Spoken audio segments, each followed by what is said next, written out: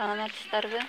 Бүгүн мен сиздерге терминалдан акчаны кантип өзүбүздүн кошелегибизге которобуз, ошону көргөзүп берем.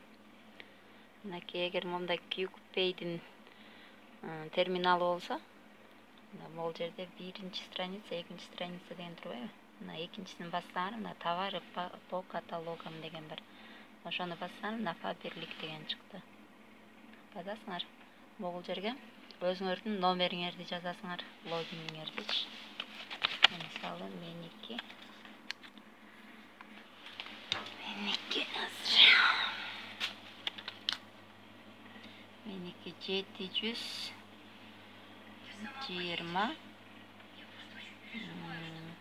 099 723 дегенден кийин могул далиени басасыңар. Мынакей Узбекова Нурия Сабыровна деп чыгып калды. Ар кимдики өзүнүн аты чыгып калат да ушул жерге. Далиени басабыз. Мынакей.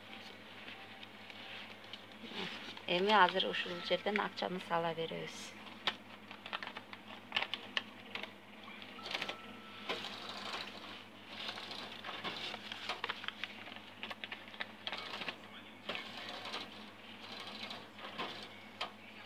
Мен элден чогулткан заказдарыма өзүмө керектүү товарларды, анан дагы балдарыма витаминдерди алып жатам.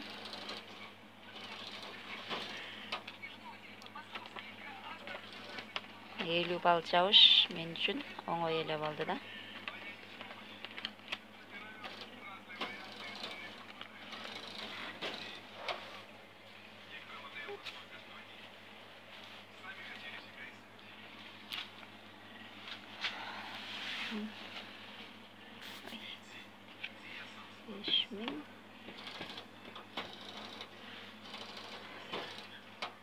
Азыр мына 5050 сом салып атам мен. Мына оплатитти басабыз.